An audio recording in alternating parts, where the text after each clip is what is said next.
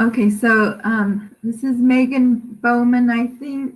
Yeah, and Jaden, are you guys ready to come on mic and camera if you can?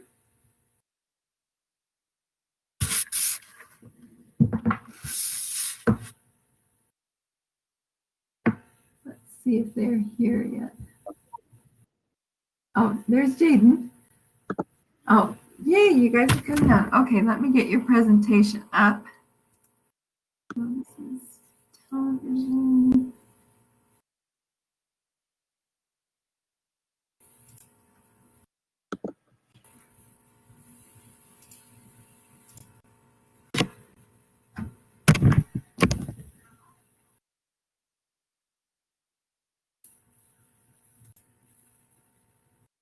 Okay, it's coming up.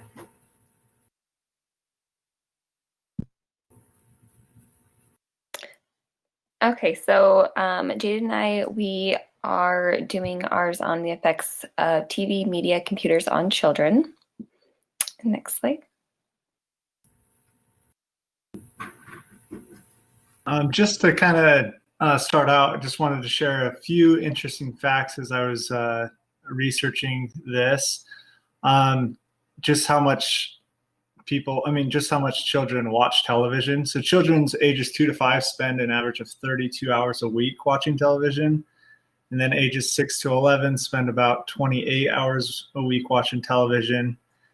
71% of kids age 8 to 18 have a television inside their bedroom, and 51% of people reported that television is on most of the time in their homes.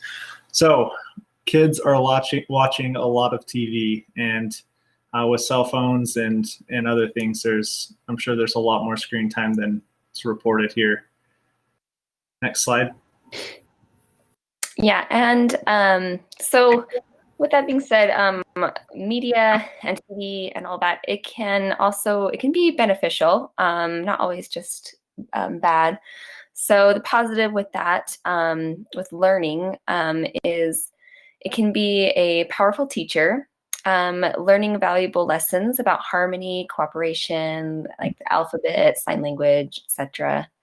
It can simulate like zoo visits, libraries, museums. If children aren't able to go to those things, although it can promote learning, it can be beneficial in a disadvantaged setting. Parents aren't involved, if they have like a support education, it can just kind of be a supplemental thing. The negative thing, though, it can also just take away time from their schoolwork and like reading, so like their regular schoolwork and stuff. Next slide.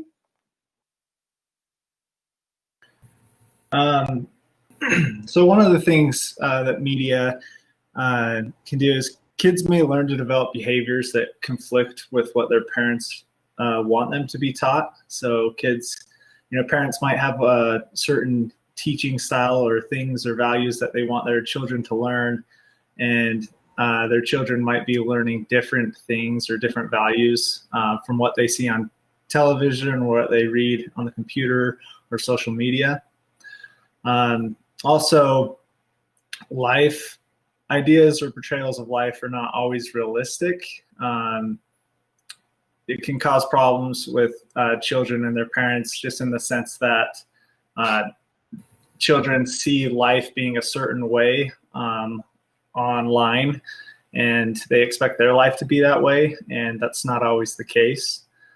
And then also kids who spend more time on computers and TV spend less time developing relationships with their parents and their siblings. Next slide. So one of the effects that media and TV and all of that can have is it can promote violence. So with that, it can desensitize children and adolescents of pain and suffering of others. They can become more fearful of the world around them. Also, they may act out and behave aggressively or just be harmful to others from what they see on TV or in the media. And then it increases, it's been shown that it increases impulsiveness in children and adolescents. And it's also been linked to depression if they're playing video games or watching more than 2 hours of TV or video games per day. And I just like on the side, there's a few common video games that are pretty violent and movies and TV shows. So next slide. Another effect on children is sleep. So children require more sleep than adults. Toddlers require 11 to 14 hours, preschoolers 10 to 13 hours, and school-age children 9 to 12, while teens are 8 to 10.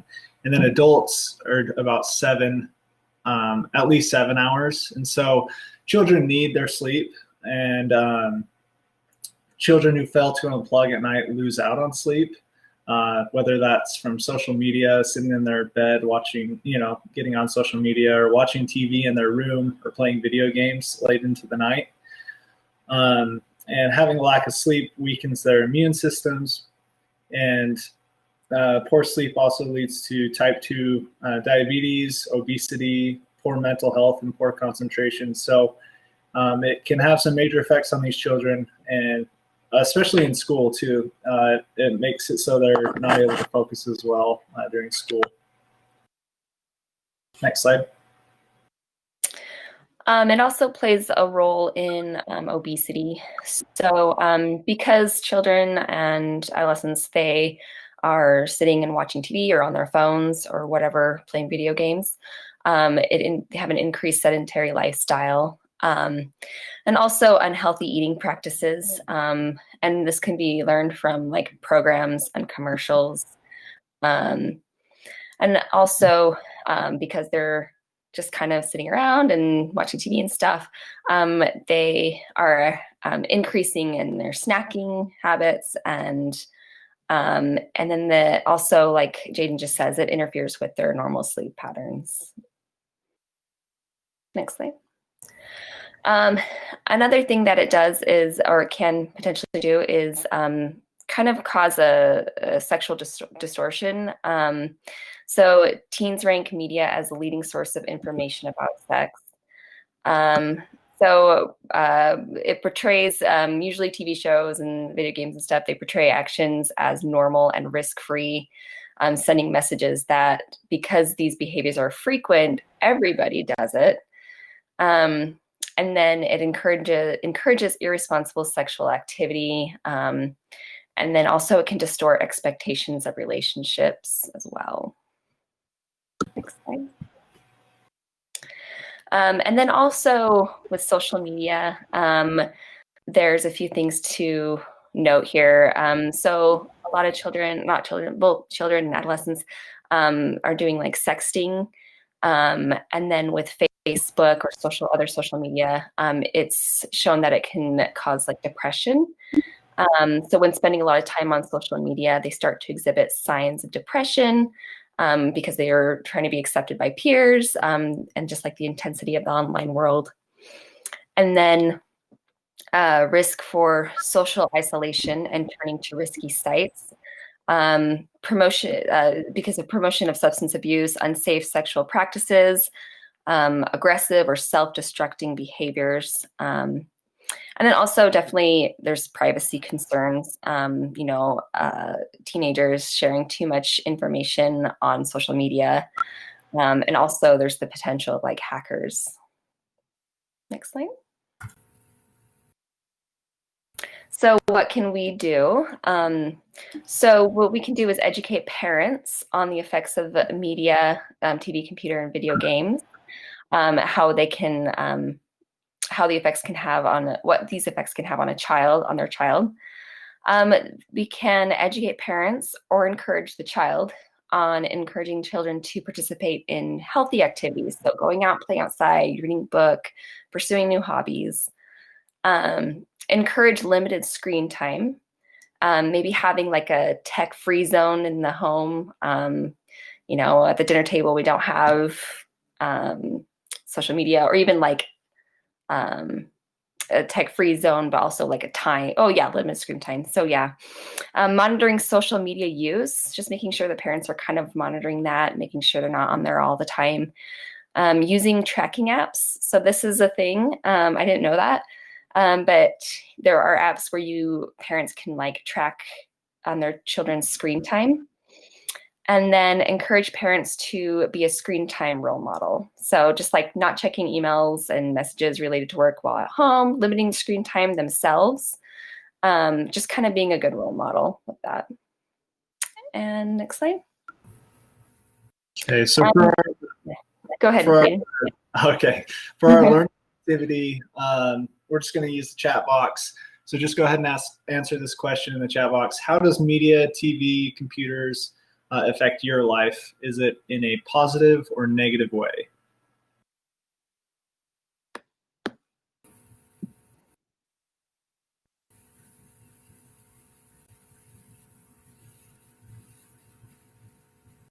Yeah, definitely. Kim. Yeah, being less productive. Yeah. Losing sleep. I agree. That's good, Stephanie. Mostly negative. Especially lately. Yeah. Both. I watch a lot of documentaries. Okay, that's good. Yeah. Can be positive. Yeah, okay. With online school. Yeah.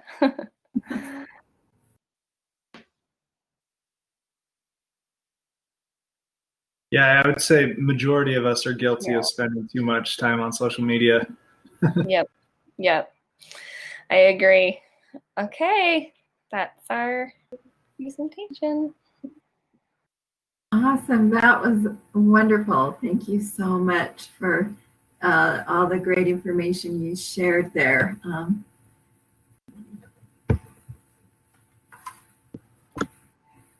Yeah, it's kind of interesting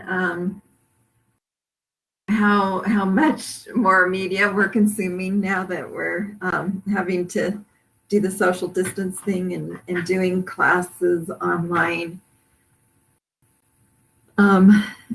Yeah, I'm just interested on how you guys feel about that. Do you wish? I'll do a poll, and I'm not going to look and see how you guys respond, but yes. So the question is, would you rather be doing school in class, or no? Is you're happy? You like the system of having the flexibility of doing it online at home. So yes is you'd rather be in the classroom at the school. No, you're happy to be doing schoolwork the classwork the way we've got it going right now.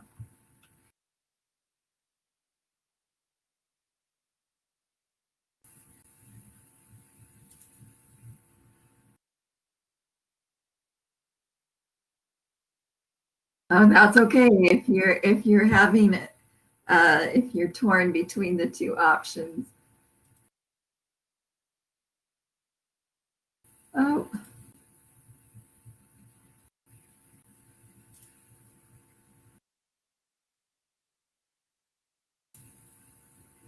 Let's see.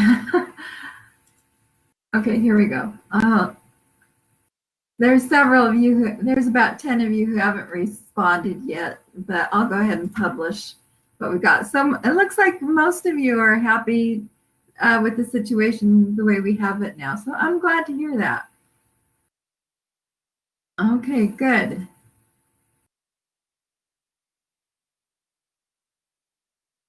Yeah, it's true, Kimberly. We're kind of getting used to this system. So something that's related to the media is the learning activity that I prepared, which is Internet Safety Bingo. So the last thing we'll do this during the break. I'm going to have us take kind of a longer-ish break between when we finish this unit and start the next unit, giving you time to do a couple of activities. And so we're not going to do this right now. We'll do this after we break. But at some point, between when we finish this unit and start the next, just make a list of as many safety tools that you would implement with school-age kids, or even just adults. Just good internet safety policies that you can have. And I'm going to post a bingo sheet, and you can compare the list that you came up with to the bingo sheet and see if you get any bingos. Okay. All right, Madeline and Jenny, you are up next for Latchkey Kids.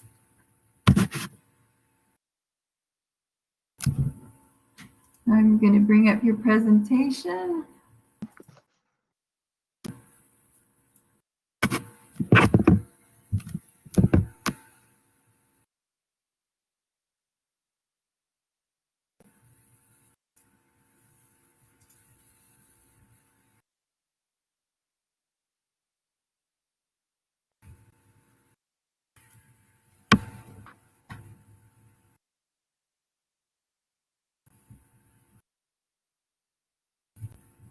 All right, are you guys ready to go? I'm ready. Perfect. Is Jenny here too? Almost. Okay. Oh, Okay. Let's wait for you. Let us know when you're ready to. hold on. I got to turn this one off for my.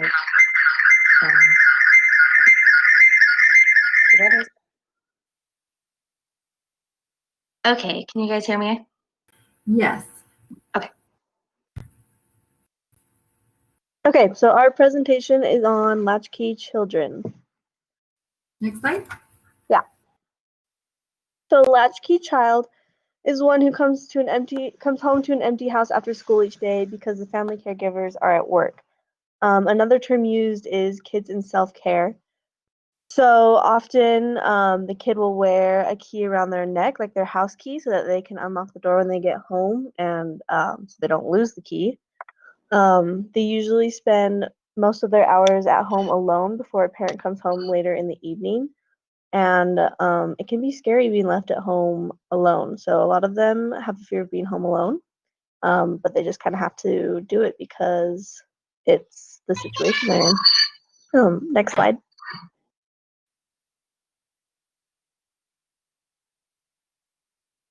Okay, so some things that contribute to having latchkey kids is having both parents having to work outside of the home, and it's usually for financial reasons. Having a low, like if both parents work jobs that don't have really great incomes, a lot of times if both parents have to work outside the home, they don't have any other options. And also, there's a lot of counties and areas that don't really have great after school programs. And when there is after school programs available, the financial feasibility of them, if those are not actually available, then that's where the kids have to go, is home by themselves. And I really liked this. The society still gives working mothers, well, it can actually be both ways, both working parents, the double message that somehow they should raise their children in the traditional manner of always being available at home while financially maintaining the household through employment. And so a lot of people want to, the term latchkey kids kind of pulls at your heartstrings. You're like, oh, those poor kids at home, and it makes people want to judge the parents. But a lot of times they're doing everything they possibly can and can't really do anything else with it. All right, next slide.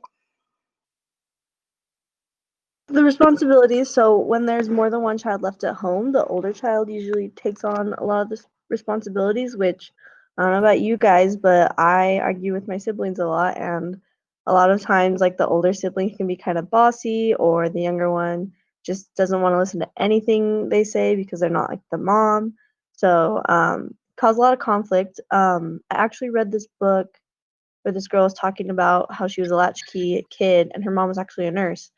And like they'd get home from school and the sister, they'd like have a punching war over who got to like have the lazy boy chair, and like it would like go back and forth. Like one of them would leave the chair and they'd like fight over it again. It was just like a daily routine that they would just like fight over this chair.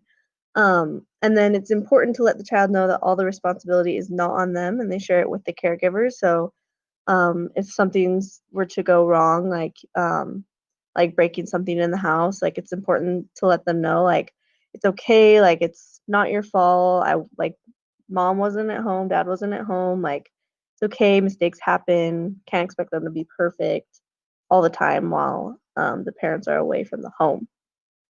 And then there's just like that little comic, like, where's your parents?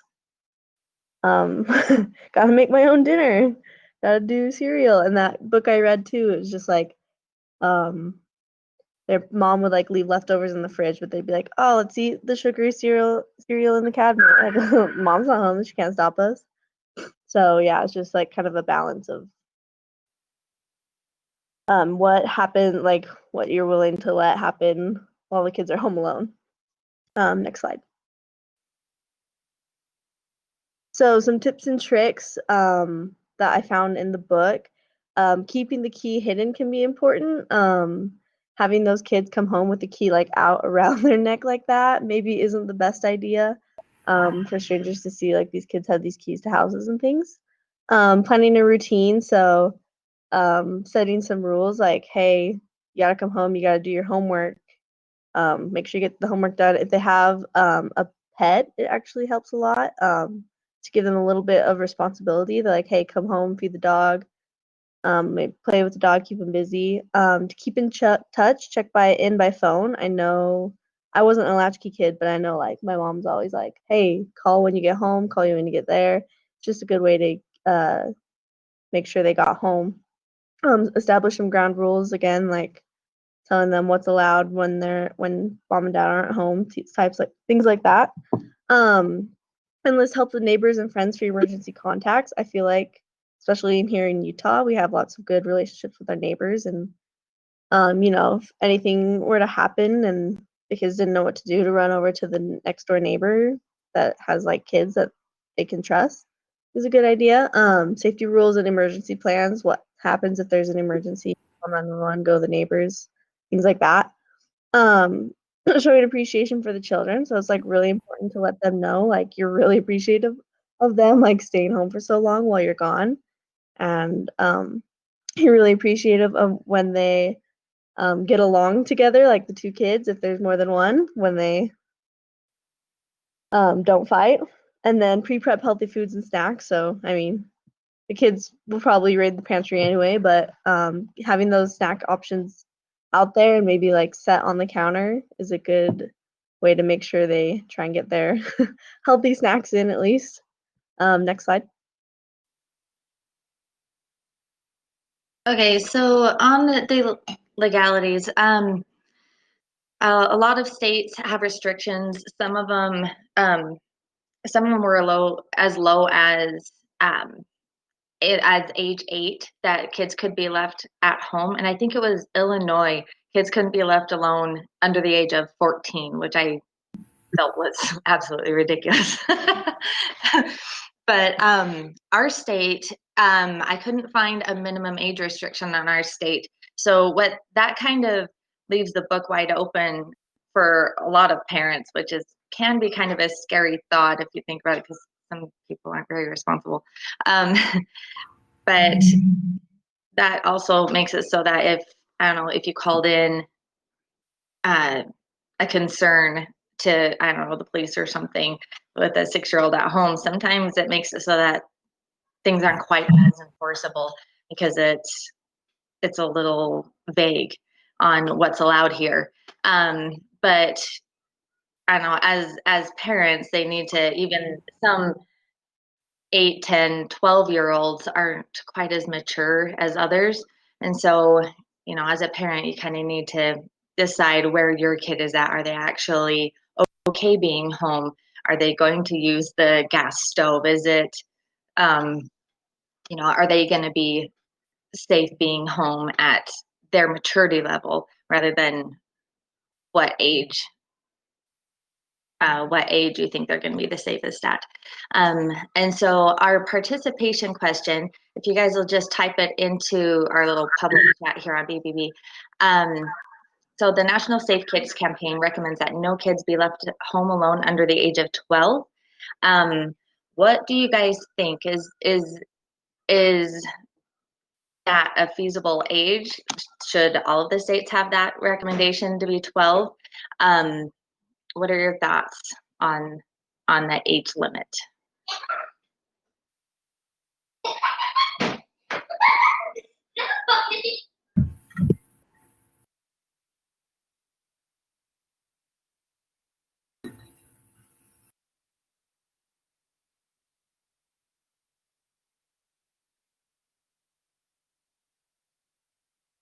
While you guys are typing, I can just say, I think a lot of it depends on where you live.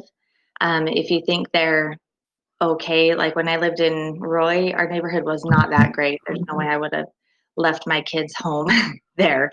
Where I live in Hooper, there are times when I'm like, hey, I'm running to the store real kids. Just hang out, watch the TV, I'll be right back. And they're fine, but I wouldn't have done that where I lived before.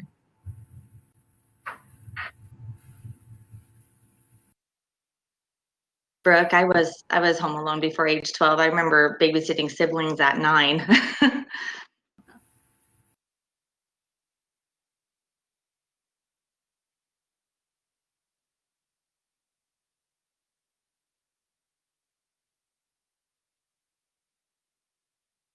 feel like Oh, a too, time limit. That's really good too. The longer they're home alone, the more chance there's going to be something awful happening. I feel like this day and age too, like they were just talking about like how much screen time kids have and how it can be a bad thing, but like sometimes like plopping those kids in front of a TV, they could just watch it for hours and like nothing will happen. Mm-hmm. That's kind of true.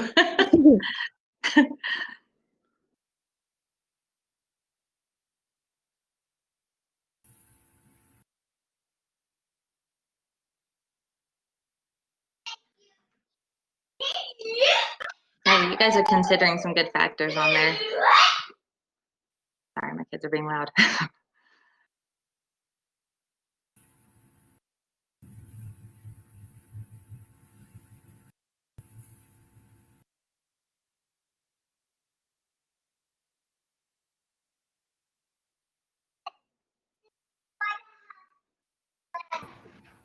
Okay, well I think that's it. I think the next slide is our references. Oh, just kidding. Okay, so some things that we should consider, that people tend to consider with the Latchkey Kids is a lot of people think that Latchkey Kids are going to be more likely to use drugs and alcohol as they get older. But there have been several studies on it, and none of them have proven that this happens. Once they include like the socioeconomic status of the kids and the different classes. Once they include all of that in the data and comparing them to kids who are whose parents are more financially stable and things like that, there is no correlation with it. And also they've found that kids who are given extra independence and responsibility, they often live up to the expectations. They actually get their things done and they become much better problem solvers. So I thought this was a cute little picture when I saw it. I'm a proud Latchkey kid. Do you have a problem? Because I can solve it. Because they actually have the opportunity to be problem solvers. And that's not something that really comes natural all the time. Sometimes they have to be pushed to learn to be problem solvers. And kids can surprise us on what they can actually do. Okay, go ahead on the next slide. I think this one's just our, yeah, okay, so there's just the references. So that's our presentation. Well, thank you. That was excellent information. I'm really glad you brought up the point that it can actually help kids who are latchkey kids grow up to be really pretty responsible adults. And really, you guys had some great input in the chat box. So I'm going to take another poll. Yes or no? Were you a latchkey child?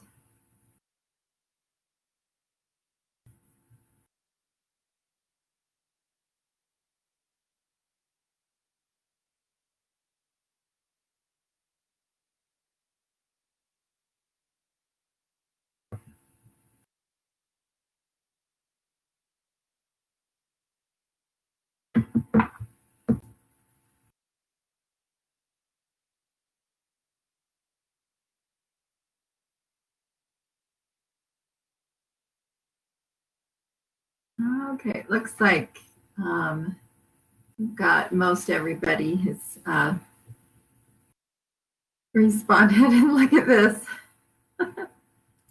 50-50, exactly. Interesting. So yeah, it's not that uncommon, and I really like the input that I think parents can judge best if their kid is ready to be responsibly left home alone, and as long as they've got, as there's a they're responsible kids, and there's a good safety backup plan, and good they follow the tips and tricks that these guys pointed out in their presentation. Yeah, it's a good thing. It can be a really good thing. Okay, Kim and Kimberly and Olivia, are you guys ready to come on with your presentation? Yep. All right, I am bringing it up. Okay, can you guys hear me? Yes. Awesome.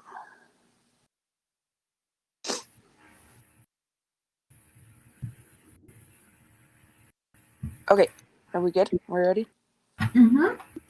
Okay, so we had bullying. You can go to the next slide. So bullying is repeated negative actions by one or more persons against a chosen victim. The bully is often someone who has been bullied themselves. They will pick on others to feel powerful, popular, or in control. Bullies will pick on people whose response provide instant gratification. A bully is linked to many negative outcomes, including impacts on mental health, substance abuse, and suicide. You can go to the next one. Cyberbullying is the use of the internet or phone or other technology to repeatedly harass or taunt someone. Parents should monitor their children's technology use and investigate the onset of school phobias, attention problems, slipping grades, and psychosomatic complaints. Next slide.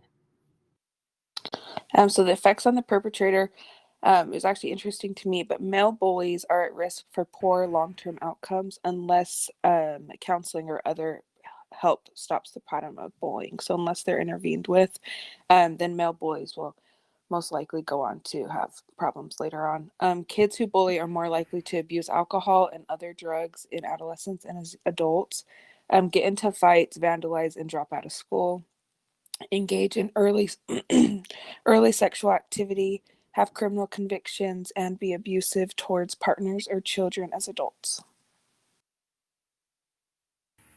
Effects on the victim. Victims of repeated bullying may begin to feel that they deserve to be teased, can lead to the child having sleeping problems or nightmares, irritability, poor concentration, problems with school, more likely to miss it or skip it, not want to go, avoid it. Frequent unexplained psychosomatic complaints, might retaliate through extreme violent measures, and 12 out of 15 school shooting cases in 1990s, the shooter had a history of being bullied. So the effects on the bystander, I was actually surprised that there were some big effects on them. So this isn't an individual who observes the bullying incident without any active involvement. This can leave the bystander feeling powerless. They are more likely to have increased use of tobacco, alcohol, and other drugs, have increased mental health problems, depression and anxiety, and then miss or skip school. Bullying and suicide. So the media often links bullying with suicide, but most youths who are bullied actually, oh my gosh, do not have thoughts of suicide or engage in suicidal behaviors. So kids who are bullied are at risk of suicide, but bullying alone is not the actual cause. Bullying can make an unsupportive situation worse. So these are just some guidelines for bullies and victims. So kind of some things that parents or like teachers can follow. So for the bully, you want to teach the child to respect the rights of others, to set clear, firm rules with regard to social behavior, teach and use negotiation techniques, and set positive examples and praise desirable behavior. For the victim, you want to offer coping set strategies, encourage verbalization about incidents, encourage participation in activities that build self-esteem, praise child for achievements, and avoid intervening if at all possible. But with that intervening part, you want to make sure that they have a plan and a place to go to feel safe, but to have them kind of be the director of like their own plan and like safety. And then for the bystander, you want to have them recognize that this is a serious problem, to encourage the child to shout for help or for adult assistance. If that fails, to have the child leave and find an adult help, and then discuss the lack of action may further support the bully. So some nursing interventions. Discuss bullying as part of an anticipatory, oh my gosh, guidance. Address topics that include social media use and peer relationships, and also the prevention and identification of bullying. Addressing these issues at a yearly routine checkup may help to change a family's preconceived ideas, stigmas, or even myths about bullying. Address any physical or psychological changes the child might be having as well. So additional signs and symptoms to look for bullying are lowered self-esteem, reporting having like stomach aches, headaches, any other kind of damage to their body, detached from friends or withdrawn at home, and then sudden anger or rage and self-destructive behaviors like cutting. Some more nursing interventions. So most pediatric clinics, you have to fill out a little questionnaire about like your history and stuff. These forms can be a great way to ask kids about exposure to bullying without asking them directly. Allow kids to fill out the questionnaire privately. Provide a private conversation with the healthcare provider without the parents present to encourage opening up about the sensitive topic. And then you want to follow up with these 4 questions. So how often do you get bullied, or do you bully others? How often have you been bullied or bullying others? Where have you been bullied or bullied others? Describe how you bully or how you were bullied or bully others. And this is our sources. Then if you go to the next one, we have our learning activity. Well, with a lot of bullying, you've got the victim and the perpetrator who have both just had negative things happening to them in their life. So for our activity, we're going to have you write one thing that you love about yourself and spread positivity. And you can just type that in the chat box.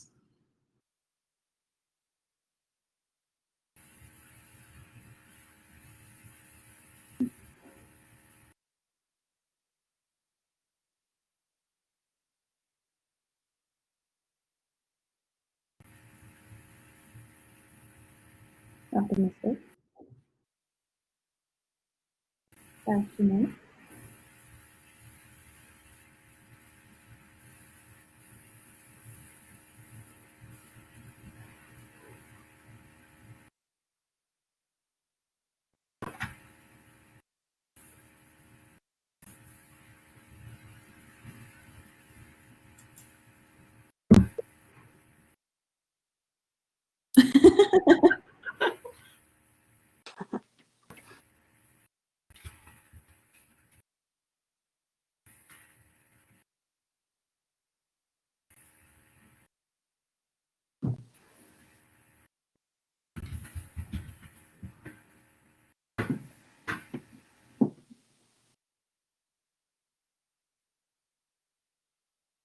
Awesome. Well, thank you guys. I love them.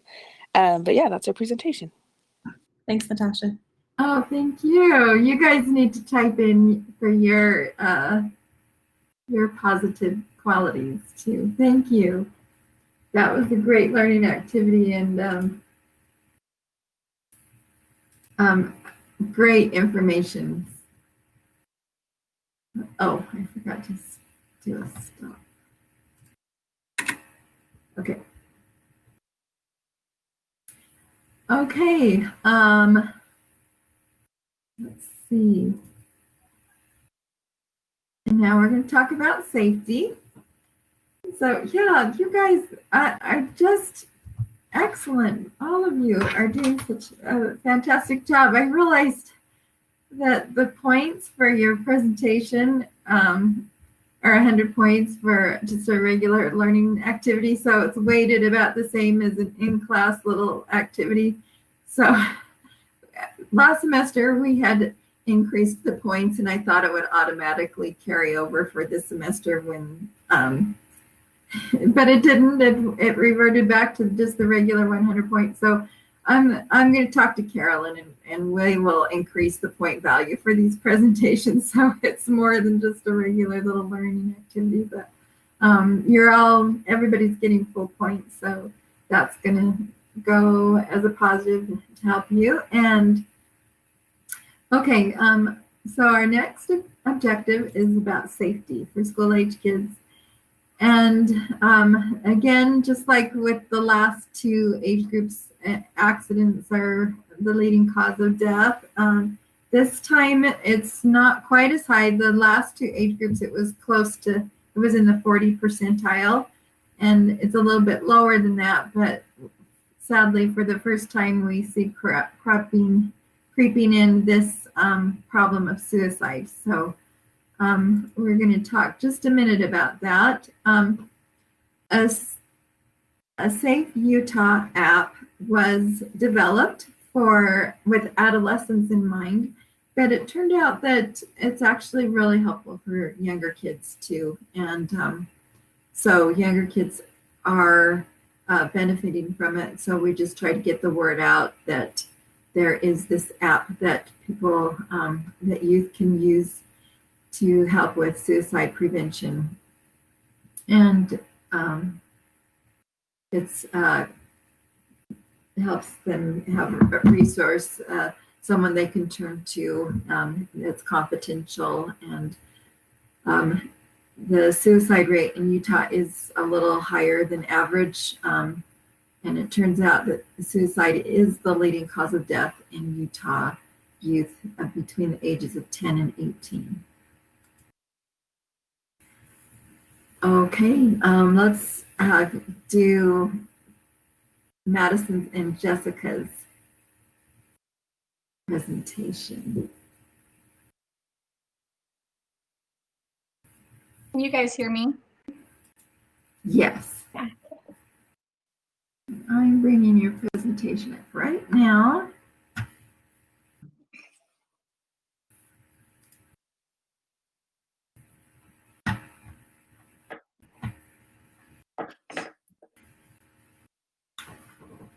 Is my mic working? Yep. Okay, sweet. Okay, so me and Jess have safety for the school-aged kid through adolescence. And then throughout our presentation, we just want you guys to write in the chat box any ideas that you might have that might be unsafe for the child at this age. We're going to be talking about water safety, sports safety, and street safety. So it can be something about that or something completely different. So you can just go ahead and type those in the chat box. And then you can go to the next slide. Okay, so for water safety, it's really important that the children or the kids at this age enter the water feet first. If they enter, head or whatever other way first, they can have spinal injuries or head injuries. So it's really important to jump in feet first and to also never dive into a lake or pond. And then it's important that they never swim alone, even if they are good swimmers. And it's important to put them in swimming lessons. My family was actually talking about this the other day, and my sister-in-law showed me a video of like a 5-month-old just like being like he was in swimming lessons, thrown into the pool, and he was doing great. So you can start them pretty young just so they can become good swimmers and feel comfortable swimming. So that's something good to do for them. And then wearing a life jacket is also a good idea, even if they are good swimmers, just because, if there's not a lifeguard on duty, or if they're in the river or ocean, you never know what could happen. So just to make sure to wear a life jacket if it is needed or could help. And then teach a child about water hazards. So like river currents, cold water, rip currents in the ocean, and like slippery riverbanks or sudden drop offs. I remember we have a cabin up by Causey, and my cousin we were tubing down the river, and she got into like a whirlpool. And luckily we were there to help her, but it's just important that kids know what can happen when they're in types of water like that. Not just a swimming pool and in other waters. And then it's important to keep children away from pools that are at home or hot tubs, unless there's an adult watching. And then I think also if you don't have any kids and if you have a pool or a hot tub in your backyard, I think you have to have like a fence around your yard or the pool, just so kids don't come wandering in from like the neighbor house or something like that. So just to keep an eye on kids with open water. And then if your child has long hair, just to make sure to pull it back so it doesn't get caught in anything. And then I'm just looking at the little, sorry. I anticipated that, and then I went forward instead of back. So just looking at that image, so just kind of make sure to buddy up, make sure to know your limits. I think that's really important with the cold water, so you don't go farther than you can and then have like a cramp or something. And then also with little kids, I think it's good to teach them not to hold their breath. I remember doing that a lot of times when I was little and doing that with friends, but just to teach them that can have harmful effects on them. So just not do that with their friends. If you're going to enter cold water, just to make sure have a life jacket on. And then also when you have someone in trouble, someone that is drowning, to make sure not to go over to them, because then they're going to cling onto you and you might start drowning as well. So just teach the kids to use a pole or something that can float to help them out. All right, next slide. Okay, so talking about sports safety for kids, this is the age where they really start to get involved in sports. They start out playing t-ball and soccer and whatever else they can do to get their little bodies moving. But the most important thing is to make sure with the sports that require it that they're wearing a helmet. And I know Madison's going to be talking about bicycle safety on the next slide, but I just wanted to put in there that it's reported that 45% of this age group does not wear a helmet while bicycling or using scooter or rollerblades. And 85% of deaths that are caused by like biking or scootering that result in a head injury, 85% of those deaths could have been prevented if they had just been wearing a helmet. That includes skateboarding too. And my parents so my mom works at Primary Children's in their ER, and my dad works in trauma. So it was never even a choice for us. We always had to be the goofy kid that had to wear their helmet. And I just remember when I was a kid, it was like the worst thing in the world because you felt like such a loser wearing it. But now I look back and I'm just so grateful because, kids do dumb stuff like make their own jumps, and I rode my bike right into a ditch when I was little. So anyway, it's just important that even if they don't want to wear it and they're not going to understand the importance of it, that they do. And that includes wearing protective gear for sports as well, like helmets in baseball, shin guards in soccer, because if they have the appropriate gear, they're less likely to get hurt. Wearing elbow guards and knee guards when they use those rollerblades, those scooters. Again, sometimes as a kid, like, they just don't want to do it. But I've noticed lately, like with my friend's little kids, he's got some cool little knee pads that have like smiley faces on them. And so he's really excited to get those on when he's going out on his rollerblades. So maybe making it into a fun game for them, or like a prize that they can get some cool elbow pads to wear with their rollerblades. The other important part with these kids is teaching good sportsmanship. They're going to be subjected to probably, you know, the first kind of losing in a sport. This will be kind of their first time experiencing that on the playground or in sports they're enrolled in. So making sure we teach them that we don't beat up the people that are beating us, or when we get angry, it's okay, and it's okay to be sad. And it's also important to not be a poor winner too. The other part of sports is being aware of the temperature if they're outside and it's hot. Making sure that they've got enough water, because kids just go. Sometimes they don't stop to realize that they are thirsty or that they need a snack. And then I just put wear a helmet again in there, because accidents are the leading cause of death in this age group. And a lot of those could be prevented if they were wearing the proper gear. Next slide. All right, so bike safety. It's very important to make sure that the child has the right bike, which means like the right height, and they should be able to touch the ground. Oversized bikes can be pretty dangerous for them.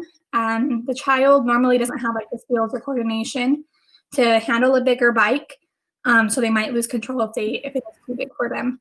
So they should be able to sit on the seat with their hands on the handlebars and the balls of their feet on the ground. And also their first bike should have foot brakes. Their hands are sometimes not, like their hand muscles are not sometimes mature enough to control the handbrakes. And then it's important to wear bright colored clothes and use lights. Also make sure that the bikes have like reflectors on them so people can see them when it's not very bright outside. And to tell an adult about any bike maintenance, so any flat tires or if the brakes aren't working correctly, to let someone know that. And then a few safety rules for biking. It's like Jess said, it's important to wear a helmet. When I was looking up these safety rules, I actually found a myth about helmets, that some people think that football helmets can work for biking, but the truth is it's only a bike helmet that will help with biking. That'll protect from those kind of falls. Other helmets protect the heads from other injuries, so it's just important to have the right helmet for them. The helmet should also fit snug on their head and low on the forehead, so they should be able to see the helmet if they look up. And then ride on the right side of the road, so ride with traffic in the same direction as the cars, and that's an easy way to remember it, just ride right. And then it's important to teach the kids road signs and traffic signals. And then hand signals should be taught to all the children before they begin riding in the road, because it's an important communication between like bikers and motorists. And I thought it was interesting, many of the accidents like in older children, so like in adolescents, occur when they fail to signal to motorists what their intentions are and what they're going to be doing. And then ride with an adult. That could either be an older sibling or a parent. And then don't weave back and forth. So just make sure that the kids are going in a straight path and not going back and forth so cars, don't have an accident with them. And then, like we said this in the comments, just making sure to stop at any place where a car can come out and looking both ways before crossing. So you can just teach them to, stop in any driveways, alleys, or street paths, and to teach them to look left, right, and then left. And then if no one is coming, then they can go on. All right, next slide. Okay, just like Maddie just said, the importance of looking both ways, and I noticed that Lexi and Natasha both put that to look both ways before crossing the street. So safety in the street for pedestrians, looks like Megan said to use the crosswalks. That's important to teach them. And I think with the crosswalks, teaching them that it's not just safe to find a crosswalk and run away, like run right across it, but that we are looking left, looking right, looking left again. And I can't remember where it came from, but I swear it was a little safety video they had us watch when I was in elementary school, and they had this like nifty little song for you look left, look right, look left again, and it stuck in my head still like 20 years later. So teaching them maybe a little nifty song, and that they keep looking left and right when they're crossing the street, that they find a safe spot to cross to. And then I put in here that until the kids are older, they should not be crossing the street alone. I think that a lot of parents put that rule in hand that like it's a no, you do not cross the street, just because some of those little kids just can't focus enough or think about it enough to realize that they need to look and make sure they're safe. So just having a street be a no zone is a safe way when they're a little bit younger. I live in a bit of a smaller town, and so sometimes we play in the road, which is not really the safest thing to do. I know sometimes in the smaller, like the cul-de-sacs in the suburbs, it's the same situation, but teaching the kids that this is not the best thing, because you never know who's driving. So best to just keep their games out of the road. And I think the other important thing is teaching the kids that if their basketball or their toy rolls into the street, that we don't go just chasing after it. That we wait and we look and see if it's safe, and then we go get it, because the toy is not as important as their life.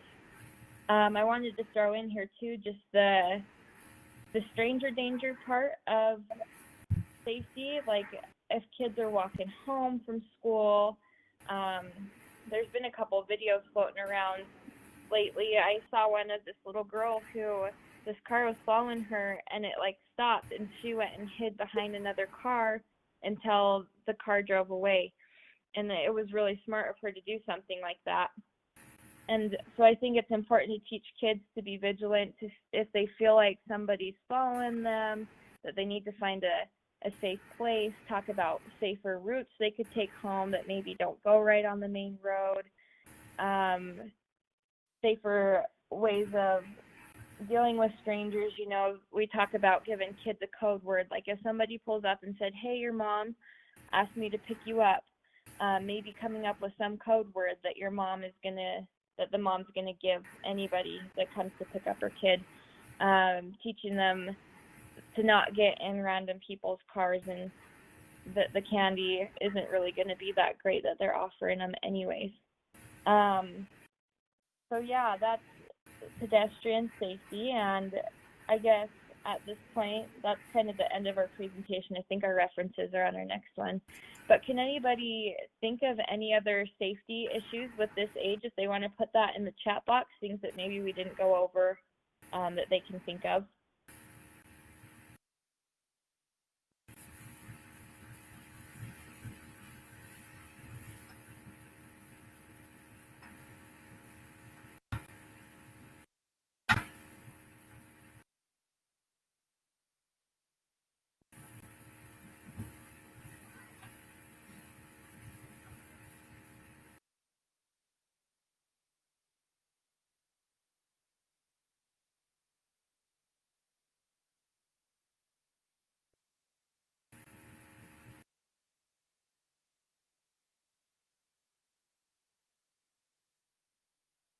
Okay, we're seeing Stephanie putting sexual abuse in there. That's a huge one.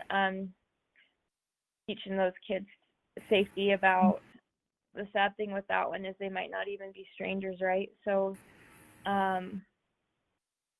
teaching that one, that I feel like that is a huge topic, and maybe Natasha is going to go over that a little more. But sun safety, could have covered that under sports, making sure those kiddos are wearing sunscreen, watching for cars backing out. Awesome. Tons of awesome stuff.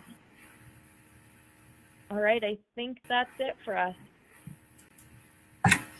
And another excellent presentation. You guys covered lots of great, yeah. And you bring up a good point about the abuse. We used to include that in all types of abuse. And then we had a faculty,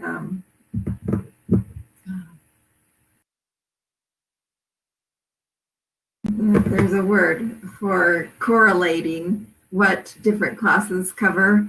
And Wendy assured us that she covers abuse in her class 1025. So, and we didn't want to make you guys have to sit through the pain of, because it can be a really painful topic to discuss, especially for anybody who has a personal history of any type of abuse. So we didn't want to expose students to having to go through that, both in 1040 and 1025. So it's we kind of acknowledge that it happens, but we don't go into detail in it on this one, in this class. But it's true, it is an important topic to be aware of. Okay, and so fire safety, it's important to have a safety plan, and part of that, every family should be taught to be aware of escape routes they're going to use, and what they would do if in case of fire, and where they would meet up if everybody just needs to exit the house, and a place where they would meet up. And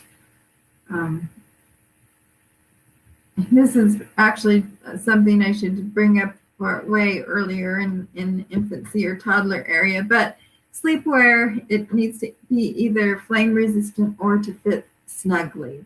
So loose fitting sleepwear is more likely to be a problem. So that's why if exposed to fire, so that's why it needs to be to fit snugly. And also, children are naturally curious about fire for some reason. There's just this trance-like power it has on kids. Just watching little flames, or I love watching fires in a fireplace, or even they've got like videos of fires where you can, and they're very appealing because there's something about fire that is attractive to people, and kids don't usually have a lot of common sense as far as using fire. They just always assume they'll be safe, and they'll take risks that they don't necessarily, they think they'll always be safe.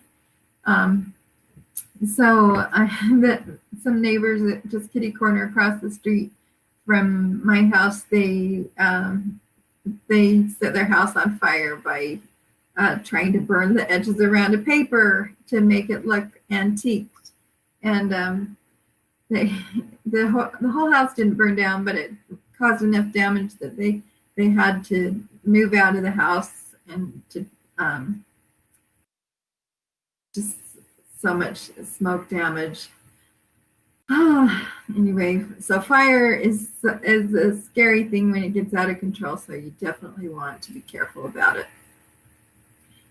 Also, everybody should know where the fire have fire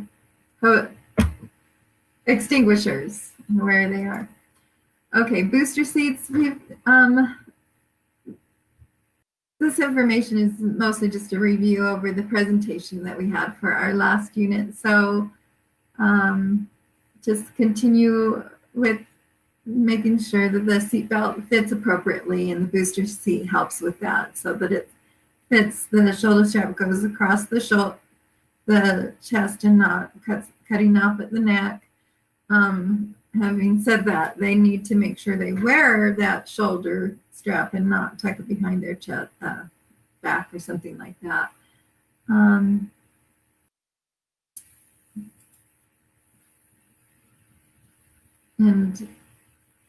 car accidents are the most common type of accident for this age group. I think that was at the top of the slide, but I skipped over it.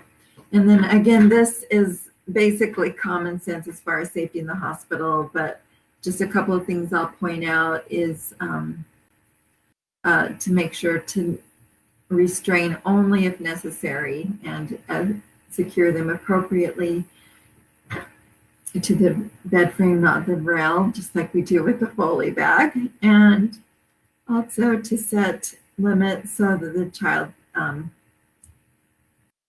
feels the safety of feeling like things are under control. It's kind of like putting those guardrails up. The limits are the guardrails. And it's as much for their comfort as it is for, kind of discipline or keeping things under control. Okay, objective 7 is health maintenance.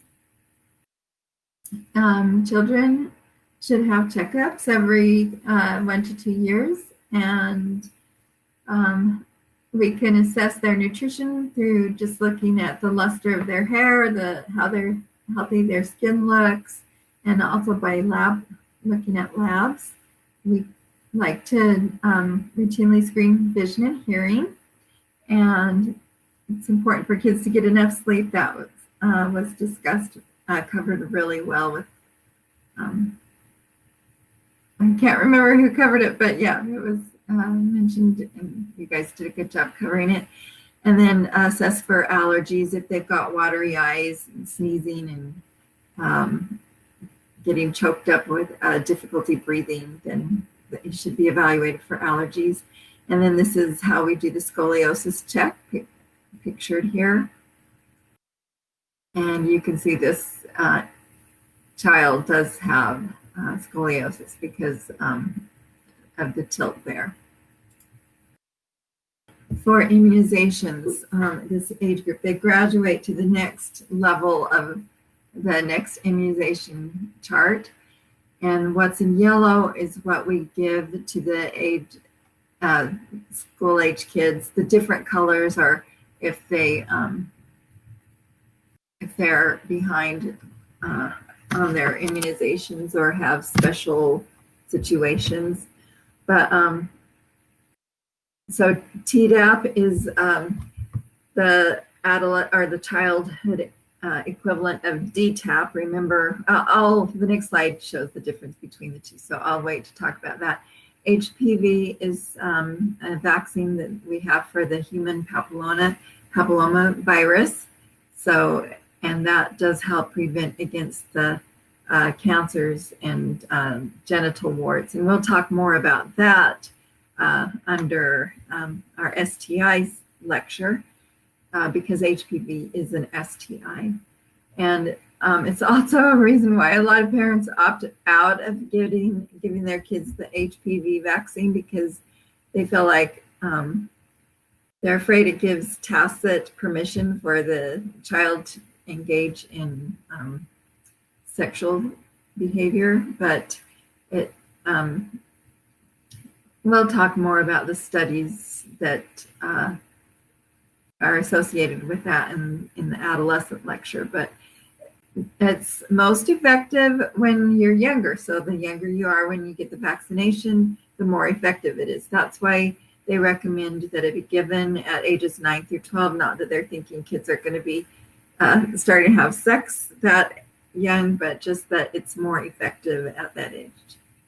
And then MCV is the meningococcal vaccination, and of course the yearly influenza vaccines. Okay, so here's the difference between DTaP and TDAP. So DTaP is what's recommended for children up through age 6. It has a higher concentration of vaccination against diphtheria and pertussis than the TDAP does. So the TDAP is mostly for tetanus. These others, diphtheria and pertussis, you can see they're in lowercase. That's because they're a lower concentration for older individuals, and that's because you just basically need a booster for those through the childhood years, and once you're an adult, you don't need the pertussis at all, except for pregnant women. We do recommend that pregnant women get the TDAP with each pregnancy, if you recall from our pregnancy unit. And adults also should get at least one TDAP as an adult, but generally this is reserved for school-age kids. And then dental care. So you guys have all heard of the song, All I Want for Christmas is My Two Front Teeth.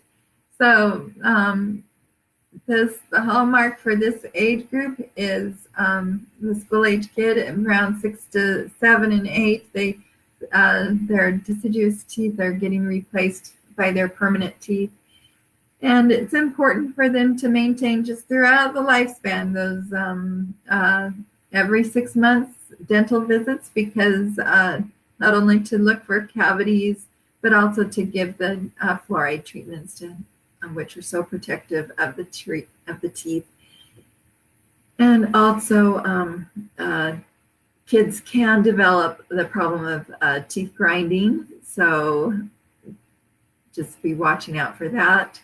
And oral hygiene, super important. Brushing at least twice a day, flossing every day. And these kids can be responsible and independent, but the parents kind of just need to follow through. Did you brush your teeth? Just part of the daily routine. And limiting sugars and eating healthy snacks also helps with good oral care, healthy teeth. And then sleep. I don't really feel like we need to go over this too much again because it was covered so well earlier in which presentation was that you guys did, talked about that? It was I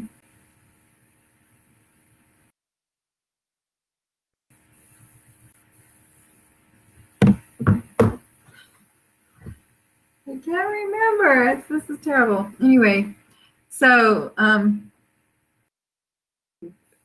you do want to have a routine. I've emphasized having a good sleep routine, bedtime routine for every age group, and it continues to be important to have a good routine through the school age years. And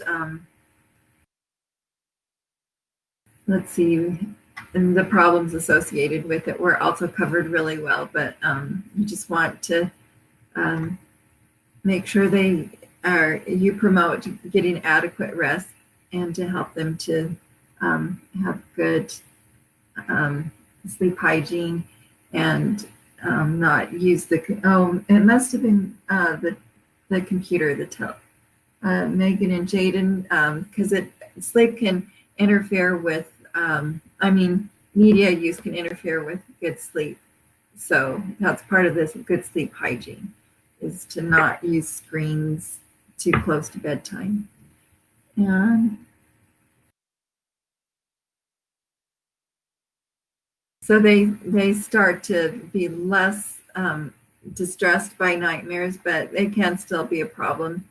And especially if they're watching shows that are scary shows that would promote nightmares. So just try to limit that. Okay, discipline for the school-age child is I showed this picture for the preschool age, and I said it's not appropriate. That is definitely not a preschool age child. But now that we're talking about school age child, that doesn't look like too bad of an idea. I'm just kidding, of course, but always treat children with respect, and duct taping them to the wall probably doesn't qualify for being respectful. So, and we want to catch them being good. Oh, I've got that in here twice, sorry. So discipline teaches boundaries, and that's a big reason why we teach discipline, and it's, again, as much for their benefit, because kids just feel safer having solid boundaries. And this age group, it becomes especially important to talk to them about consequences, and you want to discipline them with natural consequences as much as possible, because it just makes sense and to them, and they can see how it's reasonable. So an example of a natural consequence would be a child is responsible to take their lunch to school, and let's say that they forget to take their lunch to school. So the natural consequence would be that that they would just have to miss out on lunch that day, or make another plan, be responsible to figure out a plan to get something to eat. Instead of the parent running the lunch into them. And it seems like it would be reasonable for a parent to do that maybe once, but they shouldn't be rescuing them all the time. And that's the helicopter parenting style, which isn't good. And then a logical consequence is a consequence that just makes sense. So let's say this would be something that you would, it's good for parents to talk to their child about and feel like, let's say the kid is not, didn't come home when they were supposed to come home. They were stayed over at their friend's house too late. And so the parent can have a discussion, authoritative discussion, and say, now this is a problem. What do you think is would be a fair solution to help prevent this from happening again?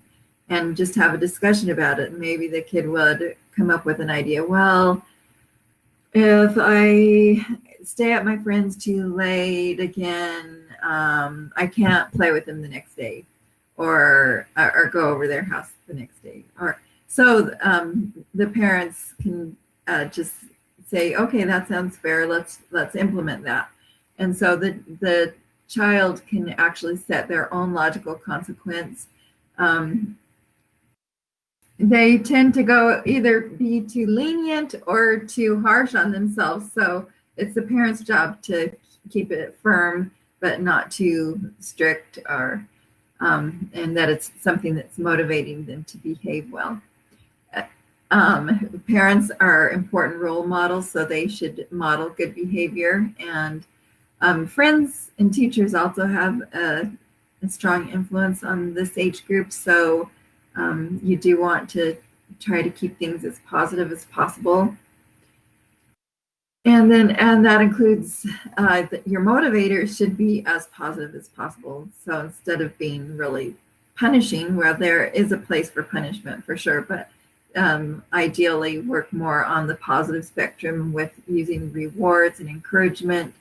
However, when it is appropriate to use punishment, it turns out that things like timeout and grounding and discussions work better than physical punishment. So the American Academy of Pediatrics and just about any organization does strongly discourage physical punishment. And there's all kinds of studies out there that have shown that physical punishment has very negative consequences. So it's best to avoid that. Okay, and this is what your table looks like for this age group that you can pull up on Canvas. It's under Unit 11. So all of the childhood tables are found under Unit 11. Okay, I want to share a video. So we're finishing up with this topic. Second, I'm going to stop the recording.